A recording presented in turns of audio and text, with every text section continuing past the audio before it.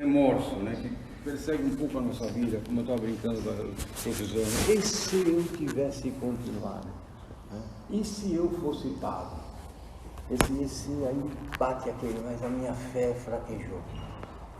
No seminário, em geral, o pessoal fala, você teve uma crise de fé. Né? Você ouve muito isso, crise de fé. Porque a palavra fé, teologicamente falando, está usada totalmente errado. Fé não é alguma coisa inabalável, não é nada inabalável. Então, a fé humana não é inabalável. A fé no mundo contemporâneo foi mudada um pouco a ideia de fé. Fé é alguma coisa, isso principalmente depois da Segunda Guerra Mundial, a fé é algo inabalável. O ser humano tem que ser positivista, afirmativo, afirmar eu tenho, eu consigo, eu posso, eu luto, eu vou ser o primeiro, o segundo, mas eu vou, o que eu quero, eu determino. Isso é fé. Sinto muito, isso não é fé.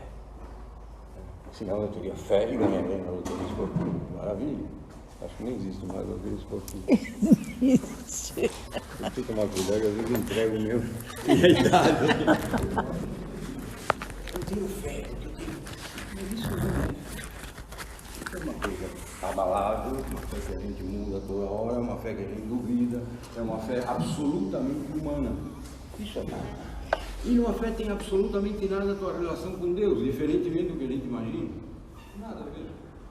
Porque no fundo, exegeticamente, se a gente pega os 4 evangelhos, não existe muita menção à palavra fé como algo que te liga a Deus. O que te liga a Deus é uma outra palavrinha que às vezes a gente entende errado. E isso nunca você vai ter crise. Crise de fé você vai ter várias ainda. É só teu carro. Pedro. É só teu carro não merecer furar o pneu e falar, mas Deus, comigo. Não é verdade? Aí. Eu vou na casa da mãe, vou rezar, vou me encontrar com um montão de eles, me furo o pneu, me quebra o carro. É normal. Todo mundo faz isso. E a gente pensa, falta e fé. Se a gente viaja com a sogra, a primeira fala, tá vendo? Você não tem pouca fé, por isso que furou o pneu.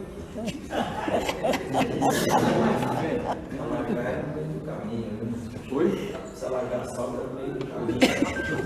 Ele me ensina aqui com o eu você quis trazer. Bom, mas no fundo, o que é inabalável, isso para todos nós, é o amor e não a fé. É o amor de Deus que pode furar o pneu, pode quebrar, pode o que for. Isso não muda.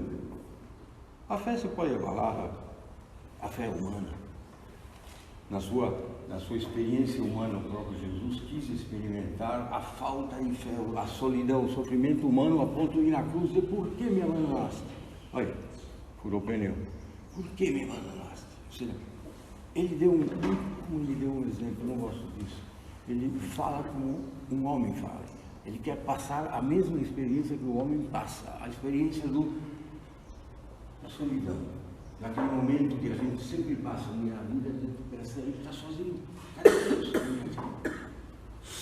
As velhinhas do apostolado da oração, às vezes que eu falo com elas, eu sempre repete, dá uma risada. A gente fala, quanto mais a gente reza, mais a assombração aparece. Cadê as palavras aí? Cadê Deus? Então, eu tinha preparado um PowerPoint também para a gente se perder no roteiro, mas estamos sem projetor.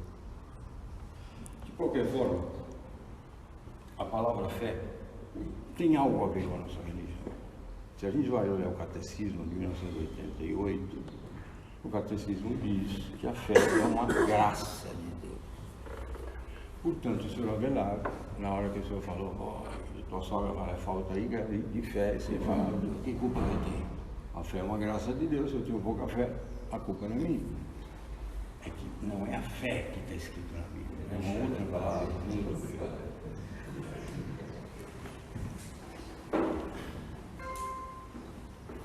Jesus, quando anda sobre o mar,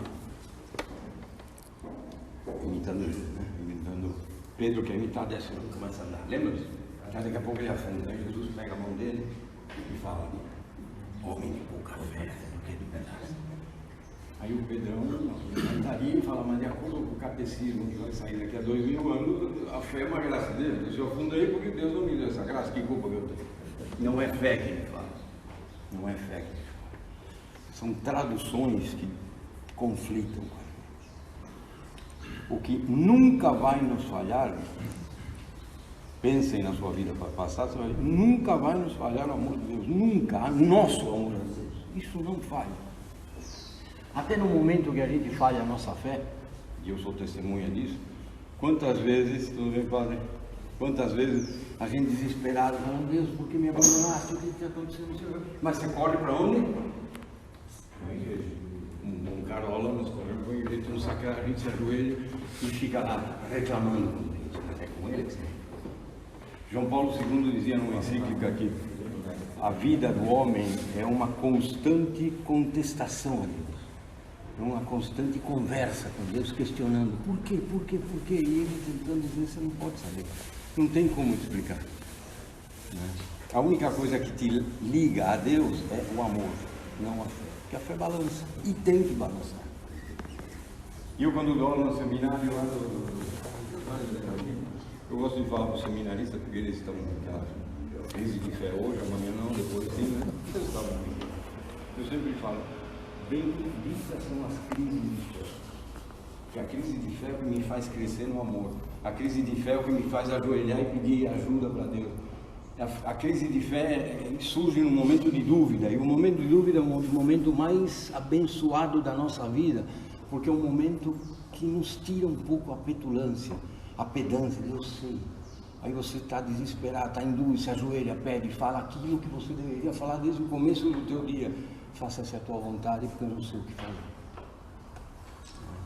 Isso é a bendição, a bênção em espanhol, a bênção da crise de fé. Transforme uma crise de fé que dá um pouco de culpa, é uma coisa fantástica, porque é um momento onde você se percebe humano. E a única coisa que vai te ligar a isso é o amor. Eu me lembro muito, eu gosto de dar exemplos de mulheres. As mulheres, infelizmente, são abençoadas um pouquinho mais que Deus. Haja vista que quem já leu os evangelhos aqui? Se fala de Maria, não se fala? E de José, tadinho. Entra mudo e sai calado. Um dia Jesus está fazendo uma homilia, uma palestra, né? Está falando um sermão maravilhoso, está embasbacado com o que ele falava, imagina. Aí de repente uma mulher se levanta e fala o quê? Bendito São José. Não. Bendita a mulher que te gerou, bendito os peitos, bendita a mulher que fez de você o homem maravilhoso que você é. É a mulher. Nós ficamos quietinhos, né? Você só serve para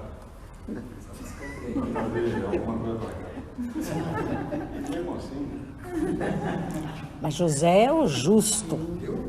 Não, sim, é o justo, claro, é o justo, é o provedor, etc.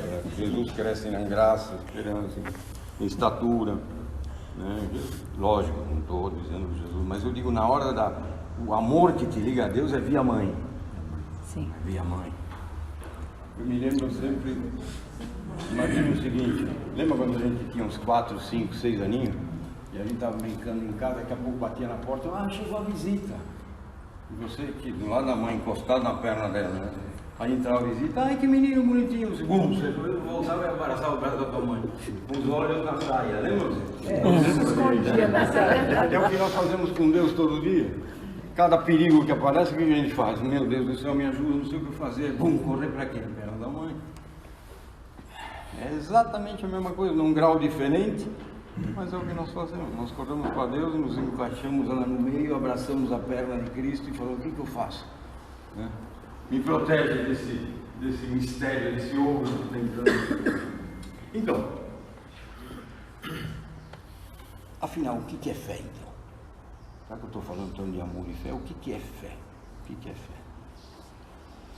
Jesus disse uma vez, porque os apóstolos perguntaram para ele, como eu e você já deve ter perguntado várias vezes, Senhor, aumenta a minha fé, porque a fé remove montanhas, e eu quero fazer isso também. A fé faz com que você consiga tudo que você quer na vida, então eu quero ter fé. Percebem que a fé tergiversa um pouco a ideia de Deus. A fé é algo egoísta. Eu quero ter fé porque eu quero ter um benefício sobre isso. Né? A essa ideia de fé criada no mundo contemporâneo. A fé é algo que você consegue. Outro dia, como um bom carola, eu estava andando pela Moca de carro, ainda dirigia, saudade. Aí você escuta, 6 horas da tarde. Com um bom carola, o que a gente faz? Para, estaciona o carro, vai, deve ter missa aqui, você entra na igreja.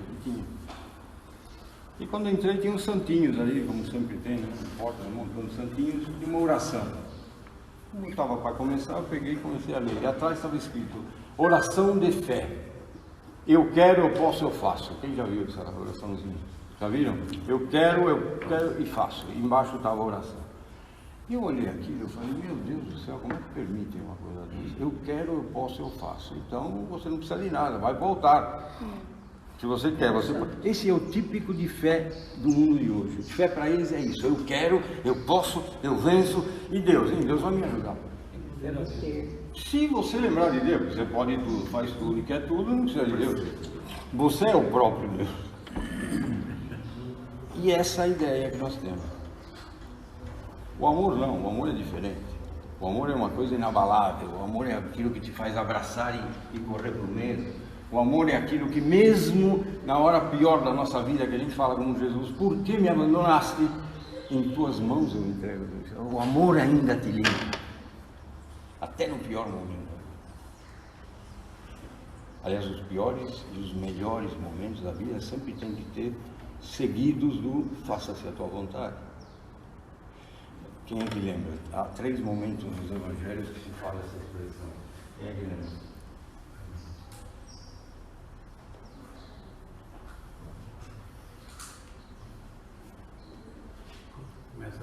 Vocês são seminaristas?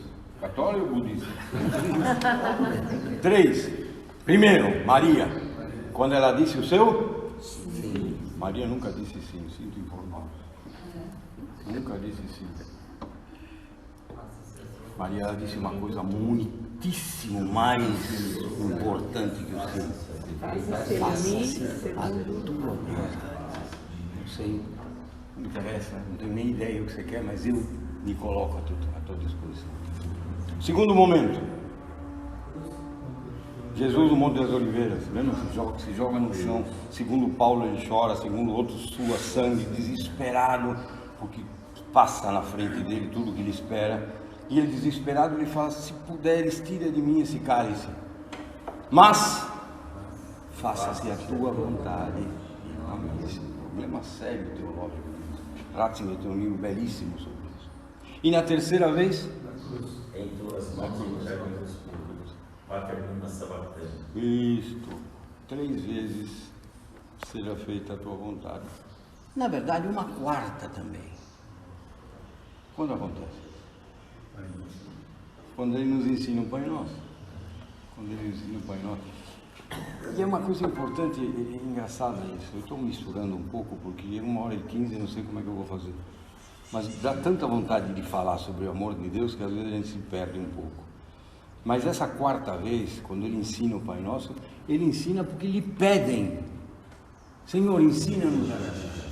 Para nós seria normal, mas para um judeu que reza desde que nasce até a morte, que tem rituais, que reza isso, reza aquilo, reza... Um judeu perguntar para alguém, ensina-nos a rezar, você já sabe. É porque eles perceberam que a oração de Jesus era diferente, não era uma oração ritualística como a dos judeus.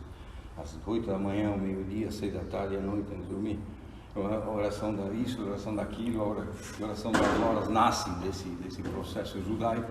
A relação que Jesus tinha com o Pai não era ritualística, era o Pai se dividir, conversar, falar.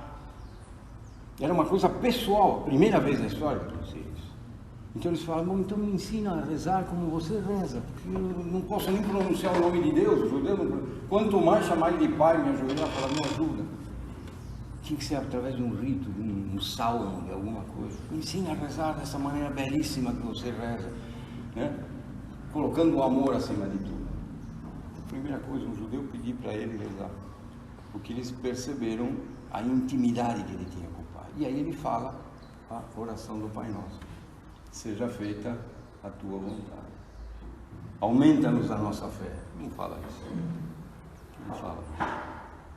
Aliás, quando perguntam para Jesus, Senhor, aumenta a nossa fé. Como é que eu faço para aumentar a nossa fé? Eu adorava essa passagem quando era moleque. Eu adorava.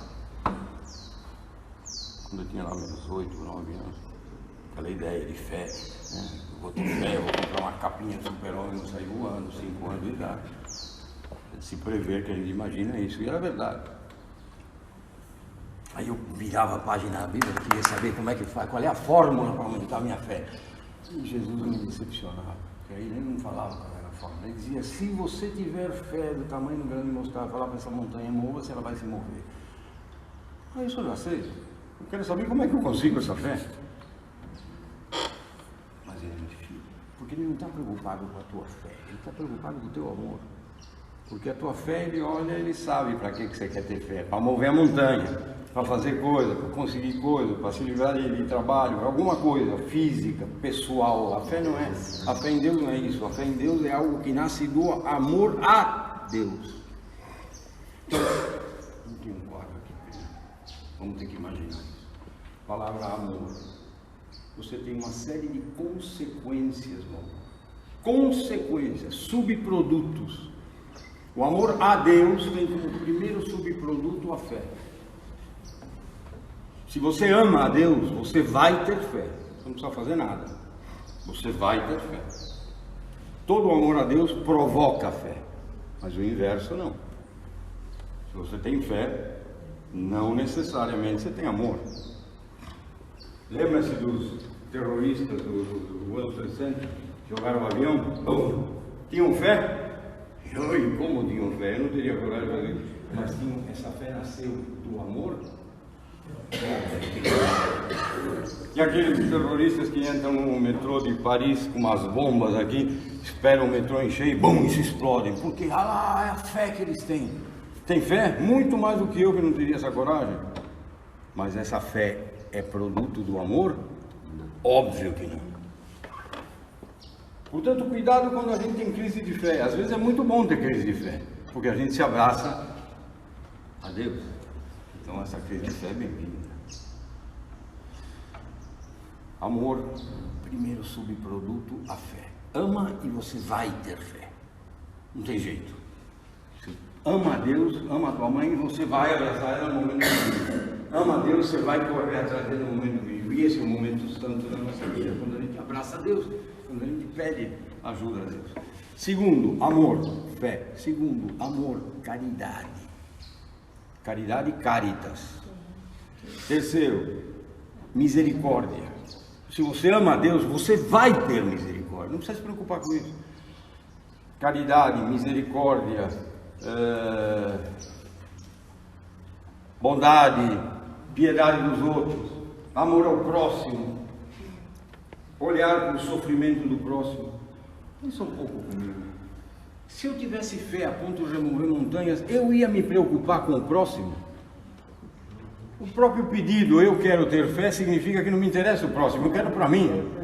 Agora, se a minha fé vem do amor, aí o amor me faz ver o próximo. Aí sim. Portanto, a maior bênção que nós temos, a maior graça que nós temos, não é a fé, é o amor a Deus. Que é uma coisa que já nasce conosco.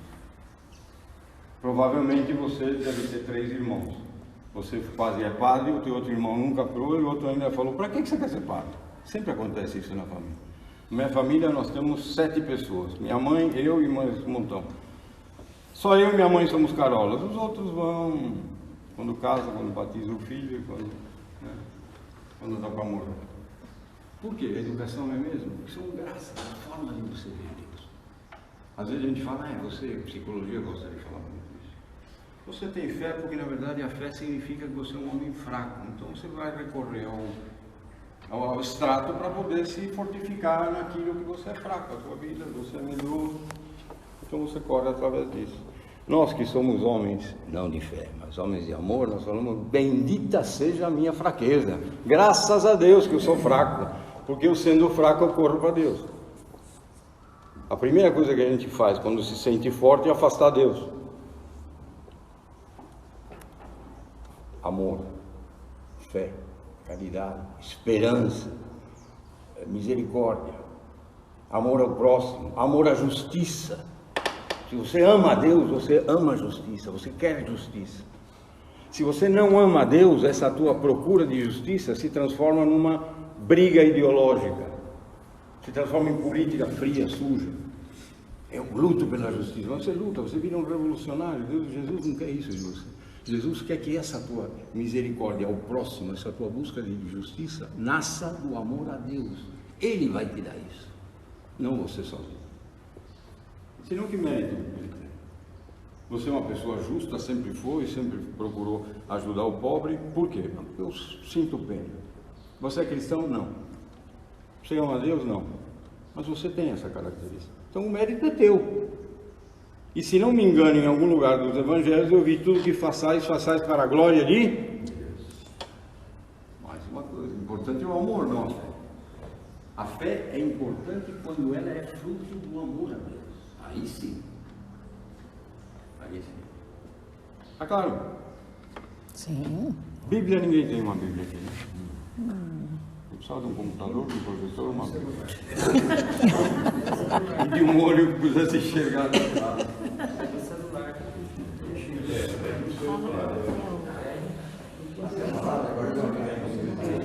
É mesmo, no celular tem. Tem várias versões. A virtual eu também separei aqui. Dá uma olhada quem tem uma Bíblia ou no celular. 1 Coríntios 13. É o famoso hino ao amor. Hino ao amor.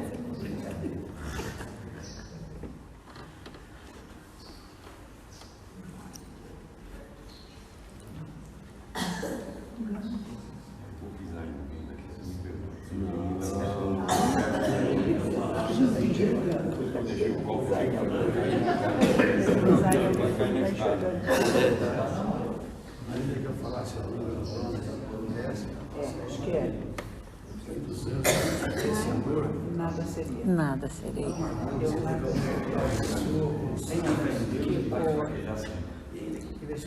E a gente vai ficar com remorso. Eu não quero mexer. Você não pode procurar no amor. Sérgio, você falou que tem vários filhos na mesma família e tal, e um acha que você botar, entre aspas, Sem aspas, caramba mesmo. não sei, mas como funciona essa situação de você ser privilegiado e você ter essa percepção e perceber isso e os outros? É uma graça, mas por que para você e não para os outros? Eu estudei, acho que uns, sei lá, muito teologia, apaixono por teologia, fiz doutorado em teologia, estou fazendo pós-doc em teologia, então eu vou lhe responder, não sei. É uma graça de Deus, sem dúvida nenhuma. Você percebe que esse amor a Deus, o outro não, por quê? Não sei. Nossa, mas foi isso aqui. Nossa, mãe. O que foi? Não entendi. Não, é O senhor está me assustando. Não, é que tudo que tem aqui eu já li umas 300 vezes, mas eu acho que não li de verdade, falei de verdade. Era isso que eu queria que você percebesse. Era isso que eu queria que vocês percebessem. Porque todo mundo já pensou isso alguma vez. Esse hino ao amor. Deixa eu ver se eu acho aqui. Tem várias versões. As Bíblias em geral católicas, elas têm a versão mais paulina. 1 Coríntios 13, primeira carta aos Coríntios 13. Olha aqui, vou ler para todo mundo, só para a gente. 1 Coríntios 13. Hino ao amor. Todo mundo já ouviu isso.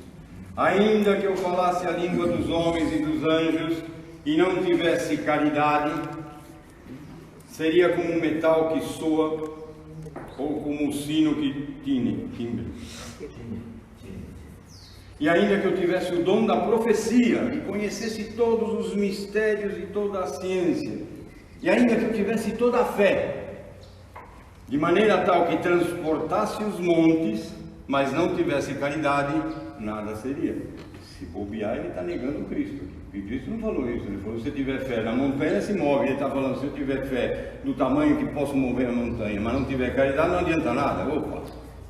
Ele está negando Cristo aqui, porque um dos dois está errado. Então, Mas a gente tem que entender o que significa a caridade. Mais um pouquinho. E ainda que eu distribuísse toda a minha fortuna para sustento dos pobres, e ainda que entregasse o meu corpo para ser queimado, e não tivesse caridade, nada disso serviria.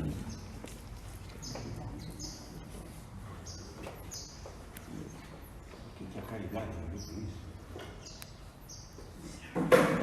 Se eu dou todo o meu dinheiro aos pobres, isso é caridade. O que ele fala? Se eu dou dinheiro aos pobres e não tiver caridade, não serve nada. Dar o dinheiro aos pobres já significa caridade. E aí vem um problema semântico. Aí vem um problema que a gente tem que entender direitinho. O que é caritas? Que diferença tem de caridade? A primeira encíclica de Bento XVI chama-se Deus Caritas, essa caritas, est, que foi traduzido no português, Deus é Amor.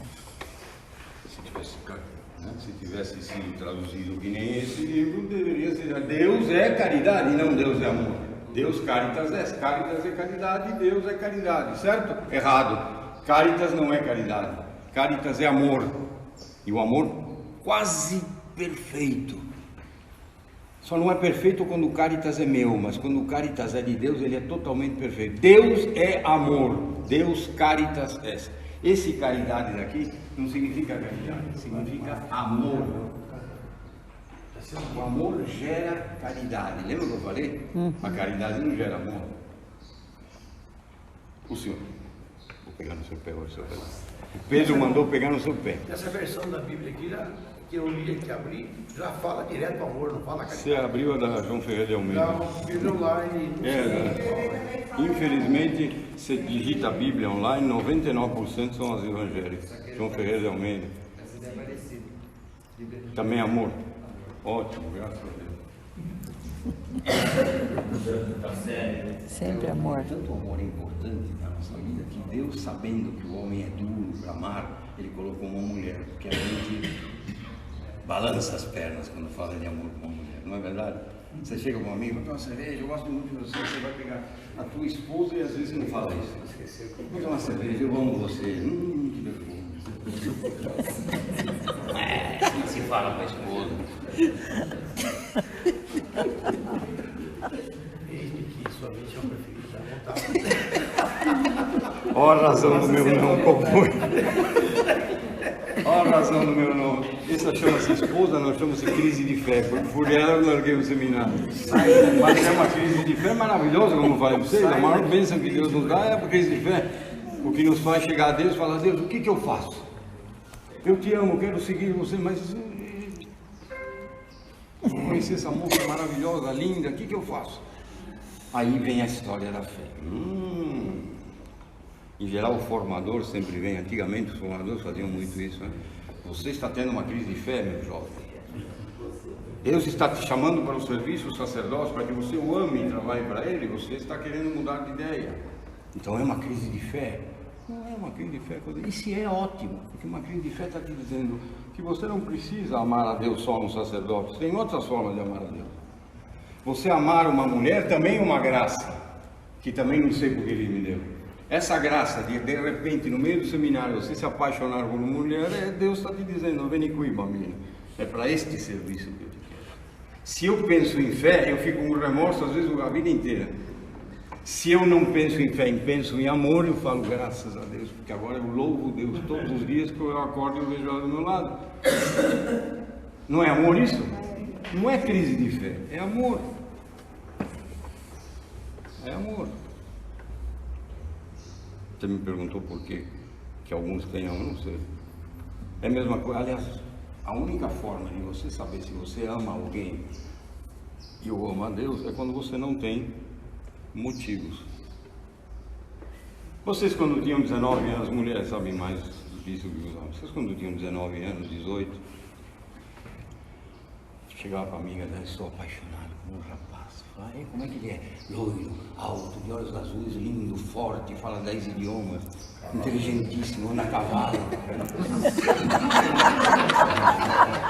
Hoje em dia, como está na moda, Se tem alguém ouvindo isso, fala, para, que quem está se apaixonando sou eu.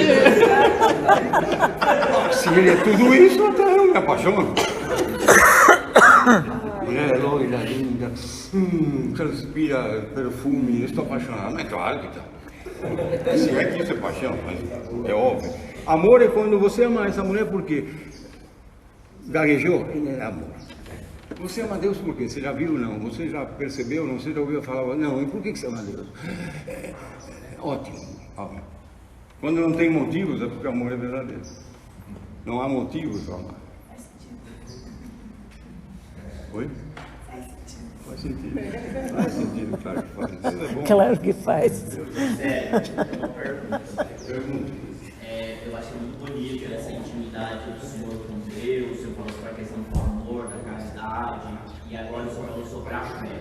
E aí o Senhor falou agora há pouco sobre a teologia, está passando pós. Não, eu falei sim, é só para batizar minha ignorância. Sim, não, é só para lembrar minha fala, meu argumento. O Senhor falou que está passando pós-doutorado em teologia. E a minha pergunta é o seguinte. Não é só uma bomba, pode ser uma andorinha. E a minha pergunta é o seguinte: o senhor, ao longo da sua vida de estudo, sua vida de religioso, depois do seminário e nos estudos de teologia, o senhor chegou a algum momento de questionar a existência de Deus e a sua relação com Deus, e se realmente esse Deus judaico-cristão realmente ele existia, se sim, como o senhor fez para lidar com isso? Eu não faço sempre, todos nós, meu padre, todo dia a gente fala a Deus, conversa com Deus, como Moisés, o que Moisés fez quando subiu no Monte Sinai? Eu quero ver, eu quero te ver, como é teu nome, quem é você? Nós fazemos isso sempre. E Deus sempre responde do mesmo jeito, você não pode me ver, você não pode saber quem eu sou, não tem jeito de você me ver, você vai morrer se me ver. A resposta é sempre a mesma. Por que você acha que Deus se encarnou? Por causa de Moisés. Você não pode me ver, minha glória é tão grande que você morreria se me visse. Lembra-se? Então, já que eu, Deus, não posso me mostrar a você, porque você vai morrer, porque minha glória é grande demais, então eu me transformo num ser humano para que você possa me ver. Quem vê a mim, Jesus Cristo Isso. Jesus Cristo é o rosto visível de um Deus até então invisível. Palavra de Ratzinger. Olha que lindo. É o rosto visível de um Deus até então invisível. É um grande teólogo, um grande teólogo. Então esse questionamento é um questionamento às vezes racional, mas é um questionamento que também é baseado no amor. Se você não ama Deus, você não vai fazer esse questionamento nunca. Você não vai estudar teologia nunca. Para que serve a teologia? Para nada. Nem para aumentar a fé serve. Para que serve a teologia? Para nada. Para ganhar dinheiro? Não. Você não vai ganhar dinheiro com teologia. Sinto muito. Para aumentar a tua fé? Também não. Então para que serve? Para formar outros teólogos, que também não vão servir para nada. A teologia é uma coisa pessoal, lembra que eu falei? A teologia é uma coisa pessoal. Amarás o Senhor teu Deus com todo o teu coração. Ponto, ótimo, é isso que ele quer, amor. Ponto, você está salvo. Amarás o Deus com todo o teu amor, com toda a tua inteligência. Ele está querendo dizer, vai ser teólogo, você não tem muito amor, né? Então você precisa estudar mais. É isso, é o mandamento de Deus. É outra graça de Deus. Bom, mas vamos voltar ao Caritas. Então esse texto, todo mundo já se perguntou alguma vez, se o próprio Jesus Cristo disse para uma montanha se mover, isso é fé, como é que Paulo me fala que se eu tiver esse tipo de fé e não tiver caridade, não adianta nada. Outra coisa, se eu dou todo o dinheiro aos pobres, isso chama-se caridade. Por que ele fala se eu dou dinheiro aos pobres, mas não tenho caridade? Eu tenho, eu já dei dinheiro, isso é caridade. É caridade, mas não é caritas. Não é uma caridade que deriva do amor. Como a fé dos terroristas não é uma fé que deriva do amor. O senhor, por exemplo, estava bravo ontem que quebrou teu carro. Você chegou para Aparecida, estava me contando no elevador. O dedão. Ele estava dizendo, eu cheguei aqui a Aparecida, parou no semáforo, tinha uns caras lá pedindo esmola. Eu, pô, só estou nervoso, gastei 5 mil reais no carro. Aí baixei o vidro, peguei uns dinheiros. Toma, vai, toma, sai daqui. Vai gastar em pinga. O senhor me falou. Isso é caridade? É. Você está dando dinheiro aos pobres, é caridade, mas é caridade que vem do amor? Mas nunca. Quer dizer, isso é caridade, mas não é caridade. Sai daqui, crise. Crise de fé, crise de fé. Crise de fé e bolso vazio. Nossa, dois Senhor, problemas. porque eu esvaziaste. Mas, olha, me permite uma colocação de 25 segundos ou 30, Vai, um pouquinho pode mais, levantar. talvez. Isso é um absurdo que eu falo agora. Eu nunca falei para ninguém, mas me deu coragem aqui hoje, né? Eu me questionava. O senhor tem a história? Eu me questionava dia desses. Era a história que eu ouvi a Mas não está confissão. gravando, não, né? Tô sim, tô gravando. Tô gravando sim. Eu me questionei várias vezes, mas dia desses que era. Parece que eu dormia com esse pensamento. Que a ciência, o mundo vem do acaso, uma explosão qualquer, eu ficava irritado com essas questões. Aí eu falei assim, não, eu vou inverter a minha forma de pensar. Deus não existe, ou de fato se não existisse, tudo seria permitido. Aí eu pensei, mas não ia ser graça. Aliás, eu não sei fazer maldade, acho eu, né? Enfim, né? A não ser chutar o meu carro, não fico com raiva. Mas, enfim, eu acho o seguinte, se Deus não existisse, eu acho que eu continuaria fazendo a mesma coisa que eu faço. Isso é estranho, né? Eu fiquei pensando, se não existe agora, já que não existe, eu vou sair, vou roubar, vou matar. Não vou não, porque não sei. Então é algo estranho. Aí eu me questiono realmente, né? Porque essa é a minha briga, né? Que é ciência e não sei o que e tal, né? Mas já falei demais. Não briga, não briga.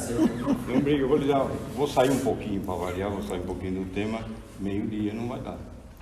Nós vamos perder o almoço, vamos perder a vida. Perdemos. Mas eu preciso. Podemos perder o almoço. Qual é a mensagem de Jesus Cristo? Se você filtrar os 4 evangelhos, espremer, o que você tira? Amor. É, Me dá um sinônimo de amor. sempre amor. Deus.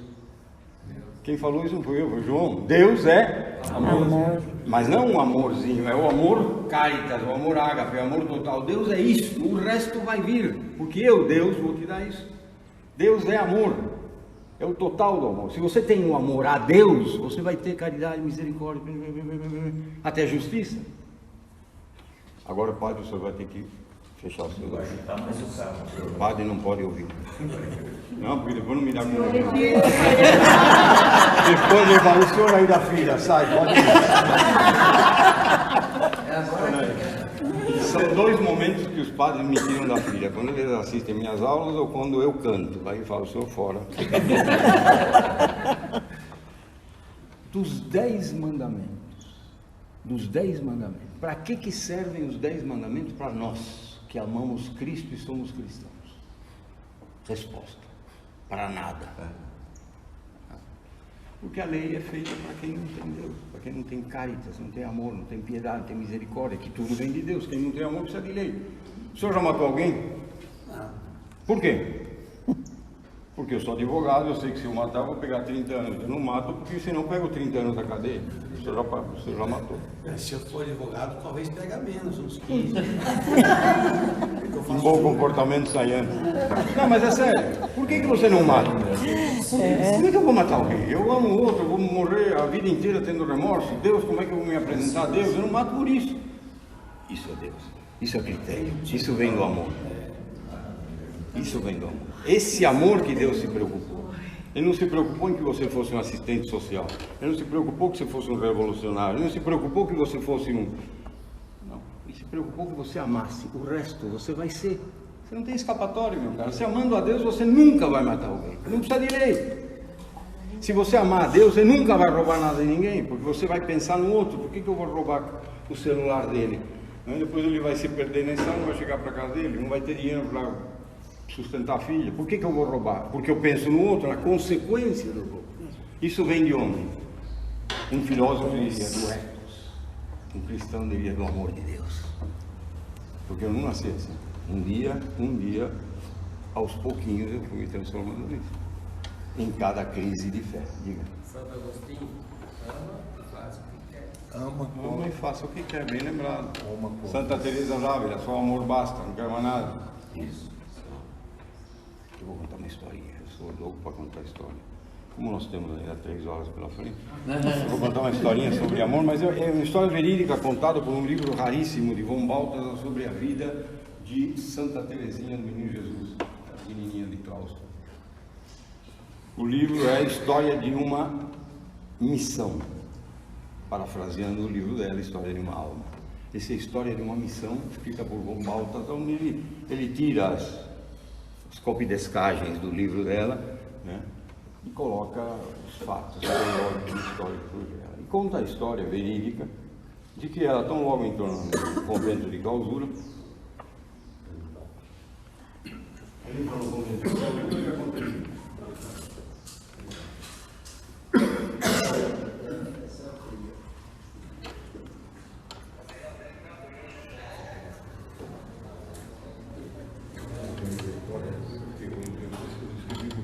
Cego põe o dedo dentro, para ver se está cheio ou não. Agora eu posso falar, por isso que eles faziam. Sentiu agora. Então, ela conta uma história belíssima. É só um paralelo. Já que quando ela entrou, 16, 17 anos, pura, né, no convento de clausura, como toda freira na época que entra no noviciado, vai lavar o chão, vai trabalhar. Tranquilo. Tranquilo. Vamos lá. Então, vai lavar o chão, vai cozinhar, vai descascar batata, vai limpar o banheiro, vai limpar isso, vai limpar aquilo. Além dos trabalhos, né, das orações, das horas, etc. E todo o trabalho fazia isso, toda a noviça fazia. Ela explorava, explorava, chegava de noite, deitava na cama, pegava o terço, a Bíblia, e começava a rezar o terço, e lia um salmo, alguma coisa da Bíblia. E ao dia seguinte ele acordava com a Bíblia de um lado e o terço de outro. Tinha pegado no sono e jogou no chão. Aí ela olhava, meu Deus, fé. Oh meu Deus, que pouca fé que eu tenho. Como é que eu... Me perdoa, Senhor, me perdoa. Eu dormi, peguei no sono, eu deveria ter me esforçado. Né?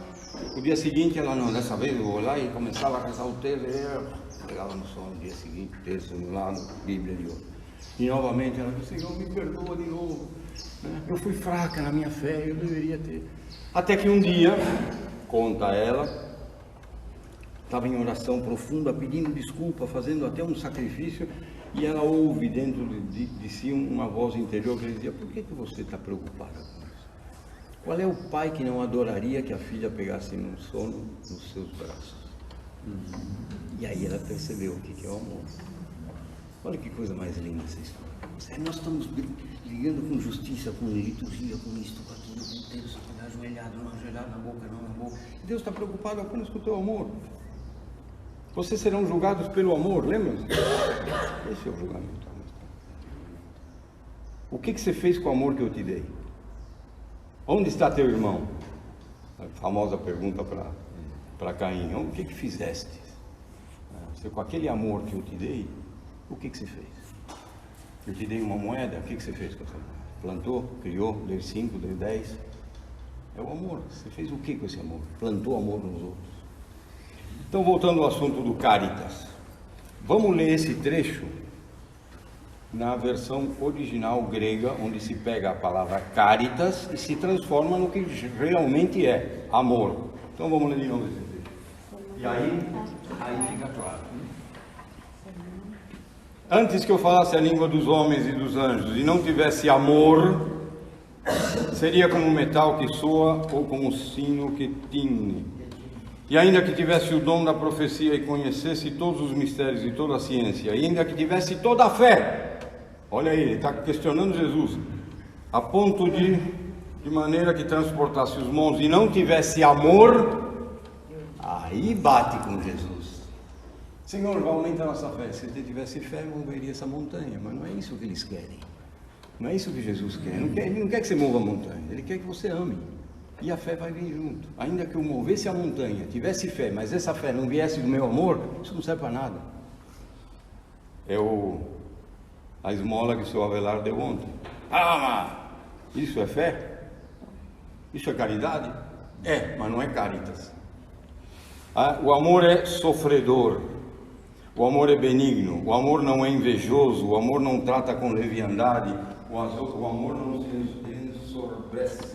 ensoberbece, não se porta com indecência, não busca seus interesses, não se irrita, etc, etc, etc.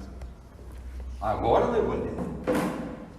Agora deu para entender. Pega a Bíblia do Peregrino, a Bíblia de Jerusalém, a outra versão de Jerusalém, a Bíblia do King James, ela vem caritas. Sem caridade é traduzido como caridade. Não é. No grego, caridade significa... Caridade não significa caritas. Caritas é amor. Caridade é fazer o bem. Esse é um grave problema que nós temos na nossa religião, no cristianismo. Porque, como você sabe, os evangelhos foram escritos em grego. Todos eles. O Novo Testamento inteiro em grego. Só que a maioria deles foi escrito em grego por pessoas que pensavam como judeus, que eram judeus.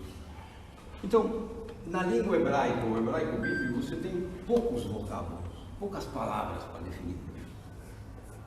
Em português também, toda a língua neolatina, nós temos poucos vocábulos para definir coisa. Então, muitas vezes a gente usa o recurso, né, de contar uma historinha, de fazer uma frase para definir uma palavra que não existe. Para dar um exemplo simples, aqui nós temos uma palavra no Brasil, em português, chama-se saudade. Por exemplo, na minha terra, eu sou argentino, não tem tradução. Então, se você for traduzir um livro em português, traduzir para o espanhol, saudade, e agora o que eu faço? Procuro um dicionário espanhol, não tem. Então eu sou obrigado a criar uma frase. Você está falando com a tua prima, estou com saudade de você. Não existe. Então, eu te estranho muito. Atenção, estranho em espanhol quer dizer estranhar, é sentir falta. Aqui em português, estranhar é... Eu sinto falta de você, você me faz falta. Cada vez que eu acordo de manhã, eu vejo do lado e você não está. Eu crio uma frase inteira, às vezes chata, para definir, porque eu não tenho essa palavra. Em português, para o espanhol, do grego para o português, para o latim, que foi a primeira tradução da Bíblia, do grego para o latim, nós temos um problema seríssimo. Porque o grego é uma das, se não a mais, o idioma que tem mais vocábulos. Não é à toa que é a língua dos filósofos. Eles têm vocábulos para tudo, e para traduzir aquilo que nós, às vezes a gente lê um livro de filosofia e fala, eu não entendo nada. Né? A mesma coisa, você tem crise de fé, a gente tem crise de conhecimento, eu não entendo nada. Pode ser que você não entenda porque esteja mal traduzido, o livro alemão em geral assim. E pode ser que o seu seja burro mesmo, por isso que eu não estou entendendo nada. Livro de Balthasar era assim, eu leio, não entendo nada, eu falo, bom, vou dormir. Não é problema da tradução. No caso do grego, eu tive um problema muito sério, porque, por exemplo, o amor em grego, você tem pelo menos 6 vocábulos que determinam o amor. 6. Então, quando o tradutor do grego, do Evangelho, vai traduzir para o latim ou para o português, ele pega caritas. Olha no dicionário, caritas é caridade, caridade. Se eu não tiver caridade, mas não é isso, é outro caritas, é um caritas que deriva do amor. Entenderam? Esse é o problema. Você tem uma língua muito extensa e tem que traduzir por uma linguagem que tem menos vocábulo. Já peguei no seu pé, vou separar. Você também, não sei. Quantas vezes a gente escuta alguém falar, eu amo meu cachorrinho. Amo meu cachorro, ele vai dorme comigo, acorda, ele balança o rabinho, eu amo meu cachorrinho. Aí você vai ao seu marido, eu amo ele também. Já baixa um pouco o tom. E a pátria, né? Eu amo a pátria. Muito bem, Deus, eu amo Deus. Eu amo lasanha. Falei, mas senhora, você ama tudo? Deixa seu marido saber que quando você fala para ele, eu te amo, ele vai olhar para o cachorro e fala, sei. É porque no português não temos outra palavra. O que eu defino um cachorro que eu gosto muito? Eu gosto muito, mas amor é mais. Então tem que ser algo menor que amor e maior que gostar. O que é? Adoro não. Gosto muito. É outra coisa. Não existe uma palavra intermediária. Então se usa amor. O que é um erro. Hoje em dia todo mundo ama todo mundo. Adolescente então adora superlativo. Sou apaixonadérrimo. Já viram isso? Sempre tem mais. Amor. Ama Deus e ama o cachorro. Opa, são amores diferentes. No grego nós temos palavras diferentes que significam formas de amor diferentes. Você ama a tua filha, você ama teu amigo, teu colega da Uneser, filéia. Você ama a tua esposa, é uma forma de amor diferente, de aconchego, de desejo, de amor profundo, de troca. É outro amor, chama-se Eros. Gosto da tua mulher? Gosto. E de cachaça? Ixi! Isso seria uma boa palavra que no grego traduz. O que era, né? Desejo. Ixi, olha aqui. Como é que Paulo não sabia disso? Eu devia ter escrito isso.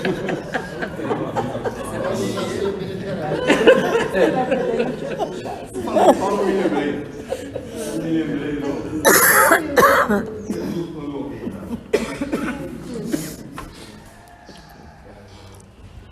Nós temos várias palavras em grego que se traduzem em português com uma coisa só, amor. Pedro, tu me amas? Sim. Pedro, tu me amas? Oh, já falei que sim. Pedro, tu me amas? De novo? Quantas vezes a gente lê esse trecho e fala, mas por que Jesus pergunta 3 vezes? Aí sempre vem alguém e vai falar, pergunta 3 vezes porque ele negou 3 vezes. Sim, então Jesus está falando, tá vendo? Você me negou, então agora toma, à frente de todo mundo de cobrar. Nunca ele falaria isso. Nunca ele falaria isso. Ele fala 3 vezes porque ele está citando 3 tipos de amor. Você me ama, filéa, você seria meu companheiro, andaria comigo? Claro que sim. Você me amaria a ponto de buscar os outros, abandonar tua família, e buscar os outros? Claro que sim. Você me amaria a ponto de dar tua vida por mim? Isso.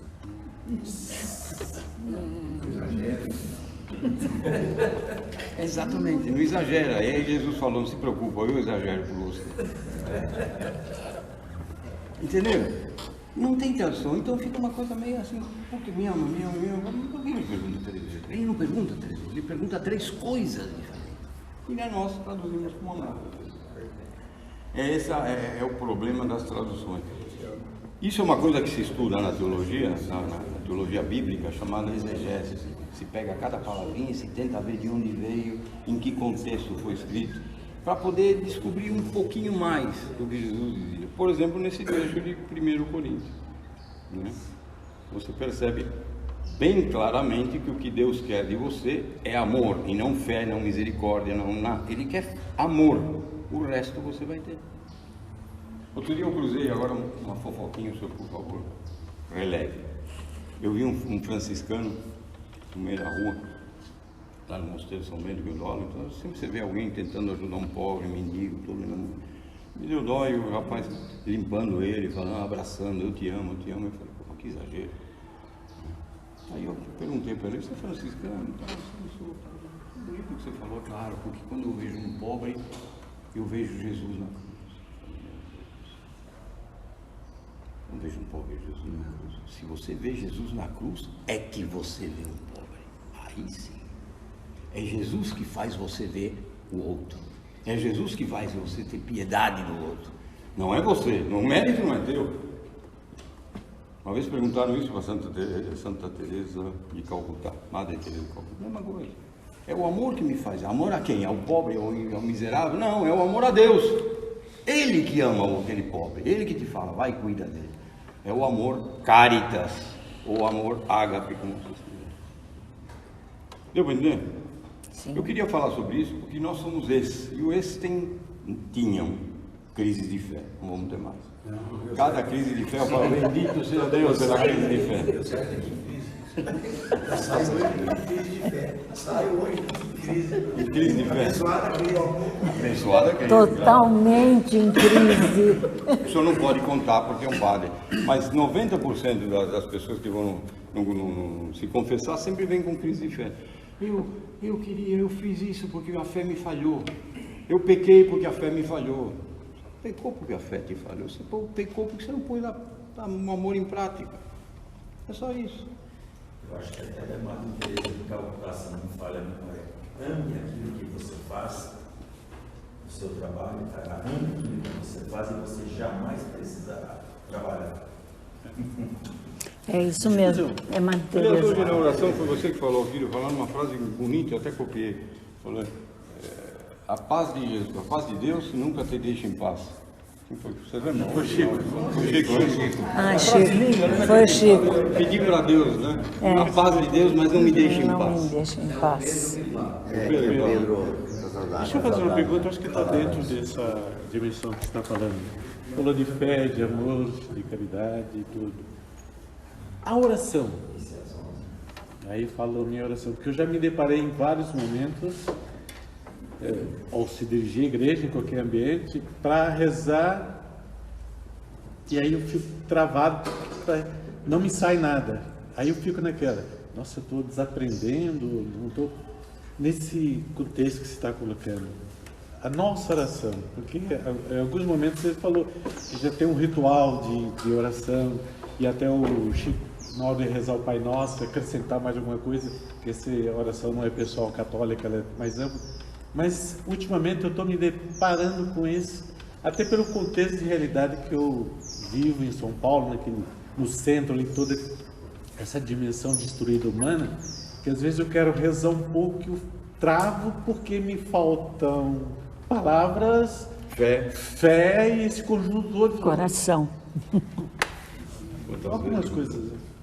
Tem um livro muito bonito de um padre jesuíta, vou puxar para o meu lado, que chama-se Recordações de Minha Fé. Muito bonito, muito bonito. E tem um capítulozinho que ele fala mais ou menos isso. O que é oração? É um rito, uma sequência de frases? Mas é muito além disso. É você viver com Deus dia e noite, aquela tua má vontade. Falar, eu queria, mas eu não estou. Eu sento na igreja, quero rezar, mas eu não estou hoje, estou distraído. O senhor Abelardo, vou pegar no pé dele ontem, quando ele chegou, bravo, 11 e pouco da noite, tivesse a igreja aberta, uma missa, duvido que ele entrasse. E se entrava, ia ficar assim, porque não está no momento. É que você confunde fé, amor com emoção. É diferente. Você vai num show da Ivete Sangalo, você sai emocionado, eufórico, se é que você gosta dela. Mas você não sai com fé. O dia seguinte você nem lembra de nada, o dia seguinte você olha as contas e fala, mas não paguei essa conta por causa do show, e agora o que eu faço? Isso é emoção. Mas a gente confunde muito emoção com amor, com fé. Esses carismáticos, com 2 horas gritando, aquela fé, aquela música linda. Não estou tirando o mérito dele, mas isso não é fé. Isso é emoção, que pode se tornar fé, mas pode não. Então, às vezes você entra numa igreja com vontade de rezar, mas você não consegue. Você fica ali distraído, pensa na conta, pensa no aluguel, pensa no carro que quebrou. Você fala, Deus, me desculpa, não estou conseguindo. Você está rezando. E da melhor forma possível. Você está fazendo que nem Santa Teresinha. Você está fazendo a tua parte. Você está rezando, está levando a Deus o teu momento. Você está vivendo com Deus 24 horas por dia. É isso que Ele quer. É isso que Ele quer. Lembra do ensina-me a rezar? Então Ele fala, Pai Nosso, etc. Na verdade Ele está falando, eles estão perguntando, ensina-nos a rezar com essa intimidade que você tem com Deus. Me ensina a rezar falando tete a tete com o teu Pai, que eu não faço, eu faço o rezo, eu cumpro um roteiro. É isso que Ele fala. Então isso que você está fazendo, sentando no banco de uma igreja, na frente do sacrário, e falar, Deus, eu tenho tanto para lhe pedir, mas eu estou tão... Você está rezando. Você está rezando. E da melhor forma possível. É como uma crise de fé. Da melhor forma possível você encontrar Deus é uma crisezinha de fé. De vez em quando é bom ter. É bom ter. E muita gente confunde crise de fé, porque você não tem uma emoção. Eu vou assistir missa, mas eu não me emocionei. E quem falou que é para você se emocionar? Vai num show, que nem eu falei, você se emociona, mas isso não é fé. Fé é algo interno, você produzir amor, multiplicar o amor. Isto é fé. Eu estou todo atrapalhado, eu fui na igreja, assisti missa, comunguei, me confessei com o padre, mas ainda estou nervoso, sabe? A gente lê no Evangelho, fala a paz de Cristo, a paz de Cristo, a paz de Cristo. Por que você acha que Deus falava a paz de Deus? Por que você acha que Deus, cada vez que aparece na casa de alguém, depois de ressuscitado, a primeira coisa que Ele fala é a paz? Porque Ele sabe que a única coisa que você não tem é paz, que o mundo te tira a paz. Ainda mais para os apóstolos, que durante 40, 50 dias ficaram escondidos, lembram-se? No momento da crucifixão ficou todo mundo escondido, porque o Império Romano, a história prova isso, não crucificava só o causador, crucificava todo o movimento. Então ia todo mundo morrer crucificado, por isso que todo mundo se escondeu. A gente fala, Pedro negou, sim, mas ele foi de longe, mas foi. Os outros estavam provavelmente embaixo da cama. Mais um motivo, quando Jesus entrava ressurrecto, o que ele falava? A paz, ou seja, não se preocupe, não vou cobrar de você. Não se preocupe, a paz. Quando eu voltar para o Pai, eu vou te mandar. Aí sim você vai fazer o que eu mandei. Mas agora não se preocupe. Imagine o senhor, como é seu nome, desculpa? Perdigão. Imagina o senhor, seu Perdigão, na situação você, viveu 3 anos com Jesus, viu ele fazer milagres, viu ele tocar no teu rosto, viu ele falar com você, viu ele andar sobre o mar, e você vê ele crucificado e se esconde embaixo. Para quem fez 3 anos de milagre, ressuscitar é café pequeno. Aliás, ele já ressuscitou no mínimo 3 anos, então todo mundo saberia que ele ressuscitou. Por que ficar embaixo da cama? E quando Jesus aparece, aí todo mundo, o senhor pensaria, ui, lá vem bronca. Não é verdade? E nós tratamos as pessoas assim, lá vem bronca. Jesus vai falar, você, hein? Que bonito, hein? Que bonito, seu Perdigão. Você viveu comigo, viu milagres, viu eu dando a mão para todo mundo. Você acha que... Tomé. Que bonito, o senhor escondido. Eu não mandei você ir pregar o evangelho, está aí escondidão. Por isso que todo mundo deve ter ficado assim. Jesus falava, paz. Não é você que vai fazer isso, é o Espírito Santo. Até lá fica escondido, não tem problema. Eu gosto de brincar que às vezes Jesus passava por uma porta, pela parede, porque talvez tenha batido na porta, porque eles estavam escondidos, né? Lembra? Então bateu na porta e todo mundo, quem é? É Jesus. Ah, tá bom, conta outro. Eles estavam procurando os apóstolos de Jesus, eles não acreditavam na ressurreição. Que aliás é uma coisa incongruente, né? Você viveu 3 anos com Jesus, vendo ele, tocando ele, apalpando ele, tem dúvida? Quanto mais eu. Quanto mais eu. Quem tem direito a ter dúvida sou eu, não você. Não vi, não toquei, não apalpei. Bacana, jeito de interpretar, né? Dá um alívio. A gente confunde fé, caridade, amor, emoção. Você falou exatamente o que eu senti. Só no amor, é só isso que Deus quer. O resto vai vir. Até emoção. Eu não gosto muito de carismático, mas uma vez por ano, cada 8 meses eu vou numa missa. É tipo vitamina B. De vez em quando é bom. É vitamina D, de vez em quando a gente precisa uma chacoalhada de fé. Ai, você é ótimo. Você é ótimo. Você tem mais fé que eu só não sei, mas eu invejo até. Certo? Dúvidas? Alguém quer fazer alguma pergunta? Diga. Santo Afonso, nosso fundador, né? O doutorista falava, Deus nos ama loucamente. Sabe que numa tradução da Bíblia direto do grego, eles chamam o amor de Deus de manikos eros. Ou seja, um Deus louco de amor, louco, desesperado de amor. A quem nos ensinou? Infinitamente amor. Só o amor é digno de fé. Portanto, desculpe, Pablo. Não, eu queria lembrar o nosso Santo Afonso. E lembro justamente que pela encarnação, Jesus mostrou por nós um grande amor, imenso amor. João Paulo II. A cruz vai dizer um eterno amor, um imponderável amor, não tem comparação a cruz de Jesus para a gente perceber a grandeza do amor dele. Ele passou 3 anos. Sacrário, o novo amor. Ele quer ficar perto de nós, para que nós saibamos que ele está sempre perto da gente. Bem lembrado. Essa linha de Santo Afonso, nós teremos tudo. E o Padre Pai. E o meu livro, Deus é Amor, é meu. Quando eu explico o capítulo 13, quando eu explico a carta de João, eu acho também. Linda a primeira carta. O grande evangelho do amor de Deus é a primeira carta de João, toda ela.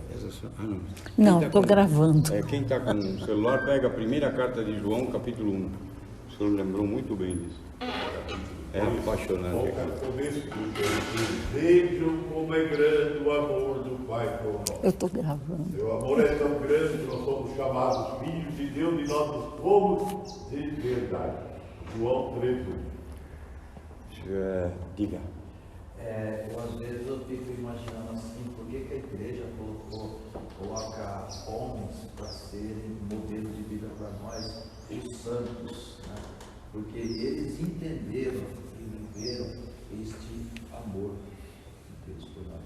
Então a gente vai ver cada santo, a gente vai ver o que eles fizeram e o que eles mostram. E é bom ver, porque quando a gente estuda profundamente a história de cada santo, tem esse exemplo que é maravilhoso. E tem outros que a gente não se vê. Ele também teve crise de fé. Aí a gente olha e fala, oh, ele foi que nem eu. Só que ele colocou o amor em cima. E eu ainda tenho mesmo. Travei. João Paulo II dizia uma coisa muito interessante. Ele falava que durante 3 anos, Jesus passou dizendo que ninguém ama mais o irmão do que aquele que dá a sua vida por ele. 3 anos ele passou pregando isso. No último momento, ele provou isso. E disse mais, se Jesus não tivesse morrido na cruz, a verdade de que o amor é maior, ainda precisaria ser provada. Olha que lindo. Diga, quem descobriu aí? Não sei se é essa aqui, verde com grande acordo. Não, capítulo 1. Não. É a primeira carta de João. Capítulo 3. Eu peguei o capítulo 3. Eu vou quadro mais sobre o capítulo 3, eu peguei o 3 aqui. É aquele redentorista. Os jesuítas gostam mais do 1. Aliás, outro dia eu ouvi o reitor daqui, eu estava conversando, como é que é o nome dele? O reitor Eduardo Catal. Eu estava conversando com ele, assim, intimamente, ele brincou comigo, é verdade. Ele falou, redentorista é um jesuíta caipira. Dei risada. Ele falou, né? É um jesuíta caipira. Eu falei, ó. Achou? Pode ler? Vede com que amor o Pai nos amou. Somos chamados de... Não. 1. Capítulo 1, versículo 1. Não, mas esse é que Isso! 1 João, capítulo 1. Vocês têm lenço? Pega um lenço. Isso é lindo demais. O que era desde o princípio, Deus. O que ouvimos, o que vimos com nossos olhos, o que contemplamos, o que nossas mãos tocaram. Porque nossa vida foi manifestada e nós a vimos e testificamos dela. E vos anunciamos a vida eterna que estava com o Pai e nos foi manifestada. O que vimos e ouvimos, isso vos anunciamos. Olha que palavra espetacular. Eu anuncio aquilo que eu vi, que eu toquei, que eu apalpei, que eu contemplei. Eu não sou a religião de um livro, eu sou a religião de um Deus vivo. Eu não acredito em alguma coisa, eu acredito em alguém. Essa é a diferença da nossa fé. Eu acredito nesse que eu toquei, que eu apalpei. E Deus foi tão bom que a gente faz isso na celebração eucarística até hoje. E por que alguns não reconhecem a Eucaristia? A resposta é a mesma. Não sei.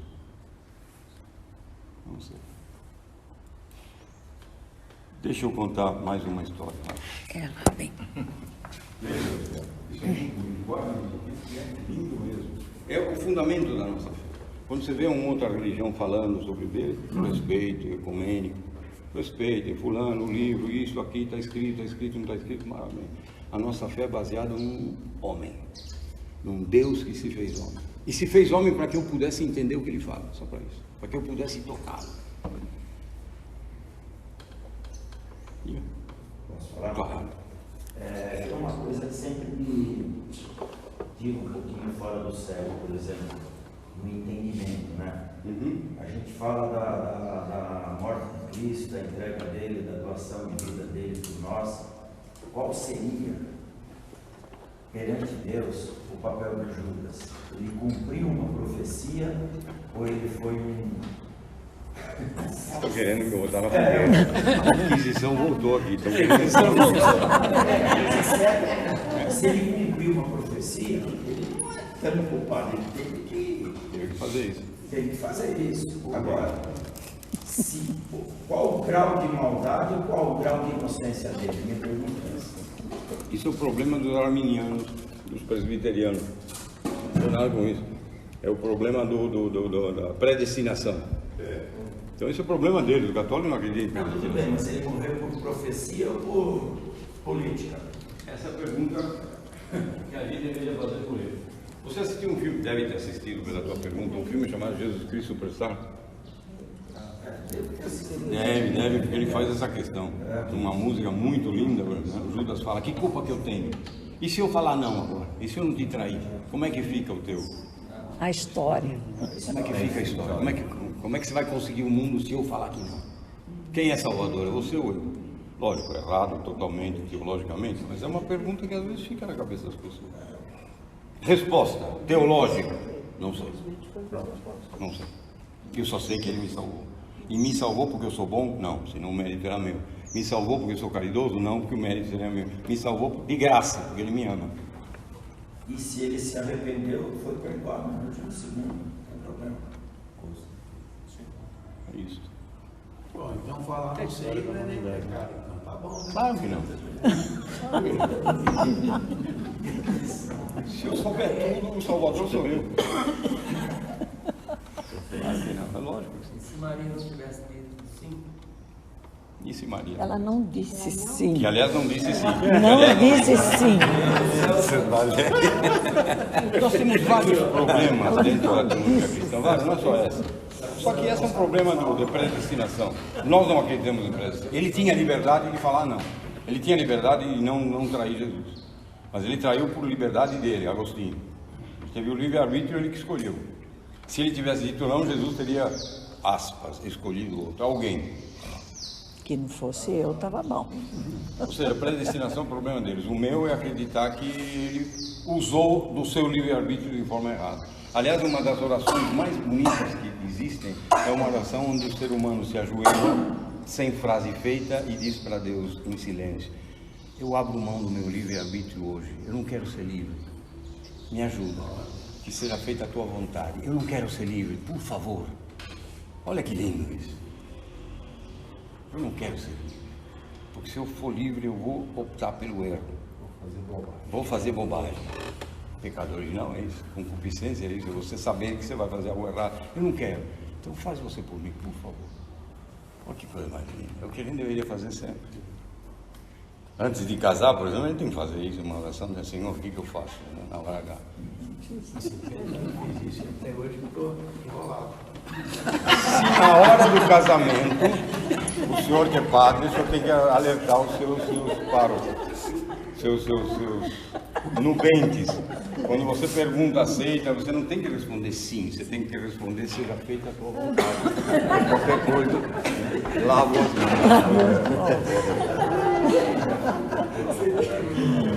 As perguntas de vocês são interessantes. Mais.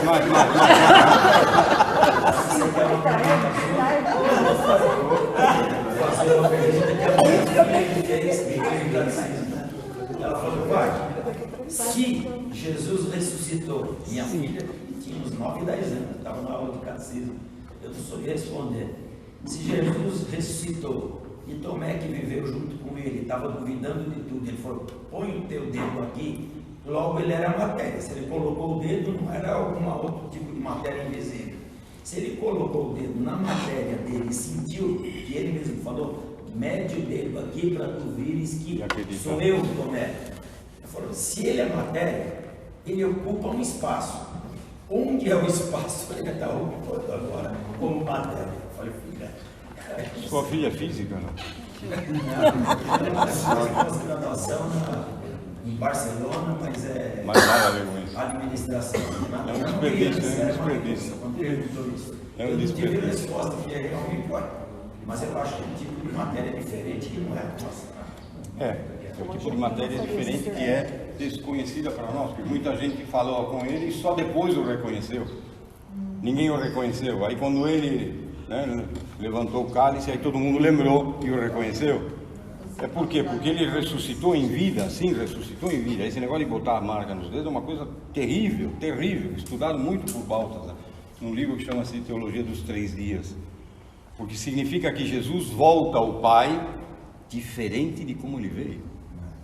Ou seja, a história fez dele alguém diferente. Ele volta para Deus com as nossas experiências, nossas marcas, o que nós fizemos para ele. Transubstanciação.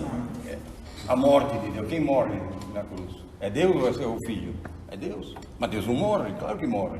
O que é a definição de morte? É tirar você do espaço físico e levar para o Kairos. Isso é a definição de morte. Significa que Deus morre na cruz, porque nós, homens, o expulsamos da terra, o expulsamos da nossa vida, o expulsamos do Cronos. E é morte.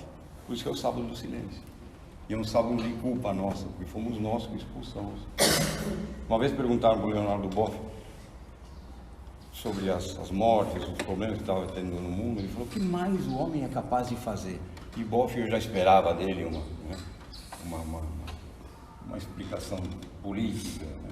Revoltado, nada. Ele fala uma frase bonita, ele falou: nós já fizemos o pior, nós matamos o nosso Deus. E é por isso que ele está preocupado, porque nós conseguimos chegar ao ápice da maldade, matar o nosso próprio Deus. Talvez aí tenha a resposta. Na teologia nós temos muitas coisas que são... Tem um outro livro de Ratzinger, eu cito sempre Ratzinger, que é o meu alvo de estudo. Tem um livro dele que ele cria duas polêmicas. Ele, portanto, polêmica criada por Ratzinger é quase doutrina. Sim. Ele fala, Jesus fala uma palavra estranha no Monte das Oliveiras. Ele sua, chora, desespera-se. Provavelmente Satanás lhe coloca um desenho animado que vai acontecer daqui para frente. Não existe predestinação. Se puderes, tire de mim esse cálice, mas que seja feita a tua vontade e não a... Teologicamente isso é um problema. Quer dizer que existem duas vontades, a de Jesus e a do Pai. E agora? Muitas perguntas sem resposta. Ah, mas era a vontade do homem Deus. Não, é a vontade humana.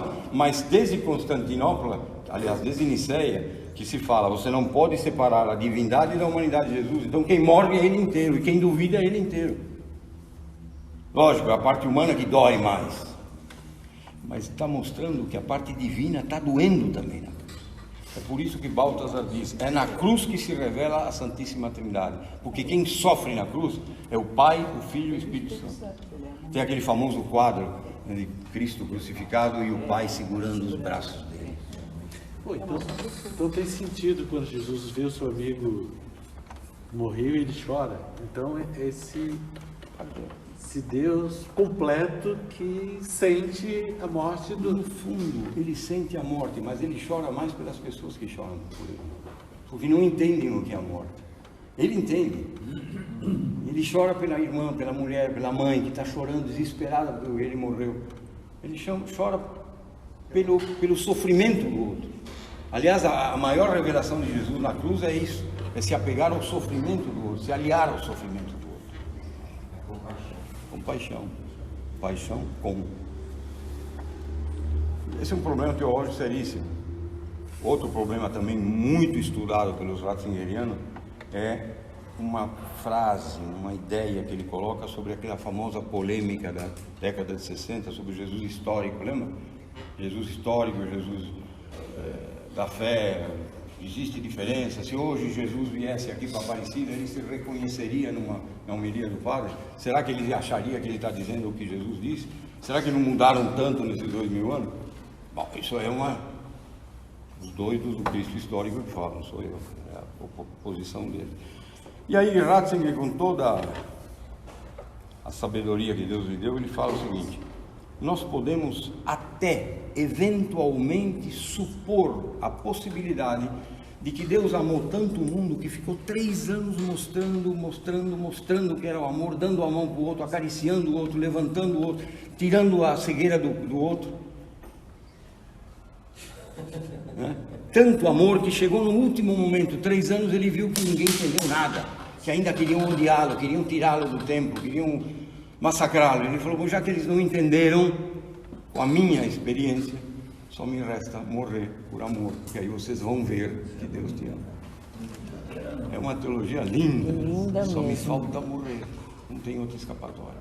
E morrendo, eu, Deus, eles vão perceber que eu amo, que o mundo, que Deus Você ama. fez perguntas para a gente no tempo de seminário, a gente sinceramente, eu fiquei de 64 a 72, nunca tive uma matéria dessa assim, isso daí toca a gente, porque realmente vai deixando a gente um pouco mais leve na vida e vendo que...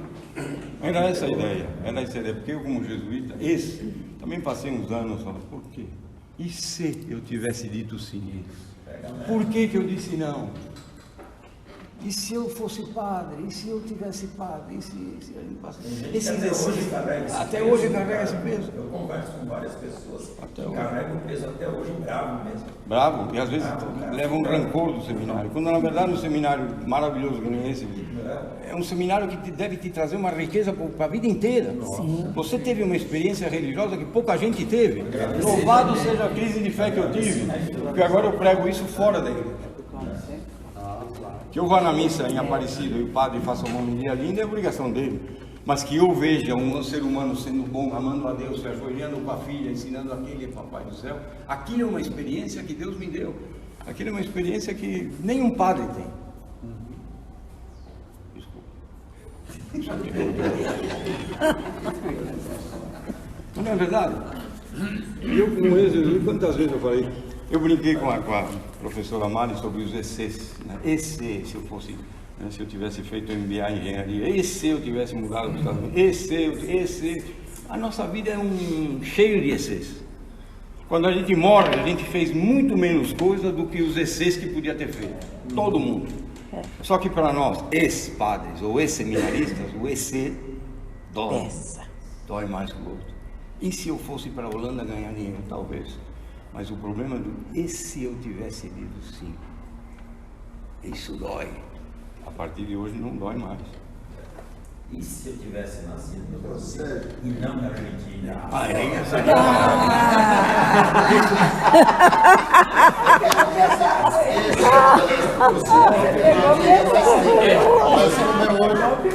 Só vou dar um segundinho, vou dar um exemplo do EC. O EC de vocês estão livres do EC. Eu os liberto hoje em nome de Deus. Eu fui numa igreja evangélica outro dia, eu aprendi isso. Vocês estão libertos em nome de Deus. Eu sou argentino, tenho 66 anos. Não, mas eu sou argentino, fiz seminário jesuíta em Buenos Aires. Se eu tivesse me ordenado, eu era papa, sabe? Sim. Então, o meu ser é muito mais dolorido.